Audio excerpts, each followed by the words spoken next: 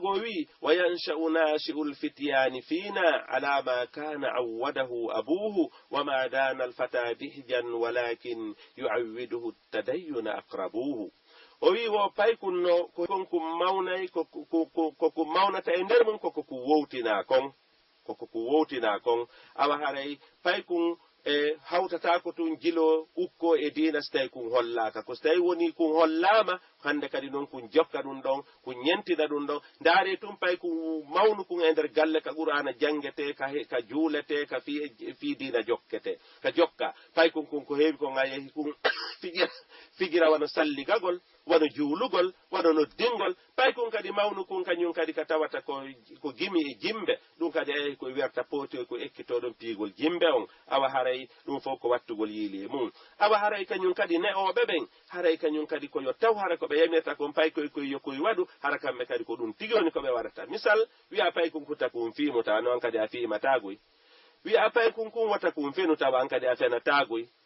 kala ko wiɗa kun yo kun waɗu tawa an kadi a waɗay kala ko wiɗa yota kun waɗu hara an kadi a waɗata ɗum noon sabuna haray shairu wi la tanha an khuluqin wa ta'tiya mithlahu arun alayka idha fa'alta azimu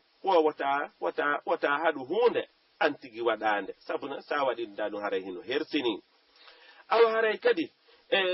kippugol tun aduna on yejjita fi lahira on ɗum kadi ko faljere noon ko ɗum waɗi so shairu wi narqa'u dunyana bi tamsiqi dinina fala dinuna yabqa wala ma narqaw huwa hiɗen seekude aduna meɗen on fi hiɗen seekude yani hiɗen ñowtirde aduna men on sabu seekugol lahara men bimana hiɗen moƴƴinirde aduna men on bonnugol lahara on ñamugol ko harmi wujjugol fenugol détournugol kansugol andi ɗum ko bonnugol lahara mum on moƴƴina aduna muɗum on joni noon haray ko lahara on woni ko heddoto o aduna koko lannata ɗum ɗo haray no mari hattode awa haray ko wattugol yiili e ɗiɗo fof sabuna so tawi o tigi o de'iri pay koye laawol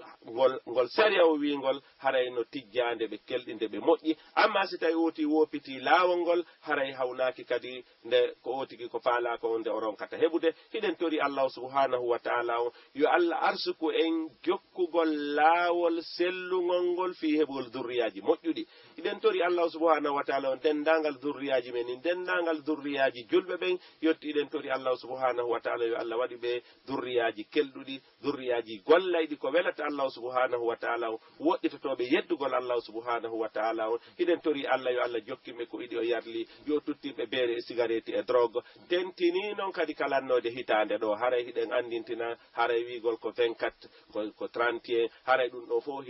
hina geɓal meɗen koɓe hina julɓe ɓe woni ko jeyɗum so woni julɗo jilike ɗum yo andu o wippi haray koko woɓɓe jeeyi haray woni ko o wippi amma enen julɓe ɓen juldeje men ɗen ko julde suumaye e julde donkin amma 24 décembre 31 ɗum na juldeje men dey haray e waway darade ɗo ha belajo haray faalaɓe landade ɓen haray jonnem ɓe laawol ngol wassalamu aleykum wa rahmatullahi wa barakatuh. waaleykum assalam wa rahmatullahi on jarama cheikh Maroufou Ba mi anitna jentiɓe radio Bonheur FM ko ono wonno yewtande ɗo hannde ko hongol laawol jokkete ɓurgol moƴƴude e fiino on tigui heɓira ɓiɗɗo moƴƴo waray ko ɗum wonno mawdu yewtere men nden hannde en weltori yewtere nden nden tori Allah subhanahu wa ta'ala yo nafir en nafira kala jentiɓe ɓen kaɓe woni o haray hewti ka noddete lande jaabe ɗon numéro ji ɗi no waɗani jentotoɓe ɓen kaɓe noddira 69 88 46 46 65 55 10 55 ɓe nodda ɓe ɓoɗɗito radio maɓɓe on. Assalamu aleykum. Allo woy. Assalamu aleykum. Waaleykum assalam kono makete ɗon ay gosmani bari nombañi aywa meɗen jenti on awa aɗa fa ganda gon noon ɓe mayki wona fi noddingo ka lowru boobo naam on sengo ɗon mi nani karmo koɗo goɗo maka o ɗi sarde ɗum no woy